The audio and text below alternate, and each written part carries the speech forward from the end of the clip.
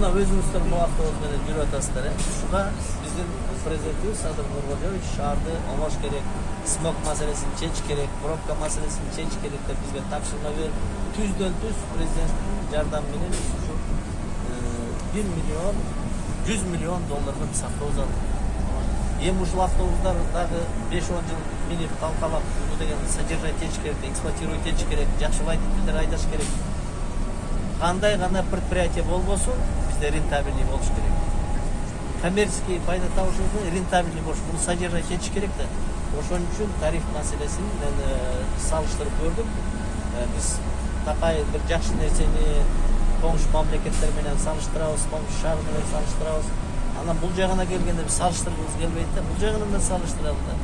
Баазы коңшу Ташкент, Алматыга караганда биз андай бийик кылбайбыз, андан ылдыйраак кылабыз. Элибиздин баягы потребительский координасындагы эсептеп атабыз. Бул оптимальный кылып азыр общественное слушание койдук. Эми шаардык кеңеште карайт, оптимальный кылып бирок бааны карашыбыз керек. Карабасак болбойт. Мына келген автобустарды бателебиз 5 жыл менен талкалап дагы эле бюджеттен ошончо акчаны таба албайбыз да. Ошон үчүн муну шаардыктар туура түшүнүш керек. Буга каршы болгондор да бар, жок макулмун дегендер да бар да. Ошон үчүн общественный слушание ошон үчүн кылып атабыз да. Элдин мнениясин сөзсүз угушубуз керек. Учитывать этебиз. Анан сессия кеңешке киргизип атабыз. Депутаттардын өзүнүн мнениясы бар, антимонопольныйдын өзүнүн мнениясы бар.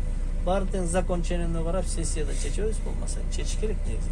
Мына энергетика маселесин эле карап көрсөңүздөр, биз 30 жылдан бери энергетиканын тарифин айтып атабыз да. Анан жалаң эле кредиттин эсебинен ала бергенбиз. Ушу энергетиканын көпчүлүк бөлүгү ушу энергетика системасына кеткен да. Ал кредит деген эмне? Кредит деген сиздин, менин, баарыбыздын төлөгөн налогубуз да. Ошонун эсебинен биз төлөп атабыз. Эми буну градация кылыш керек, мынагы малоимущийлерге өзүнчө тариф кылыш керек, дифференцированный тариф кылыш керек.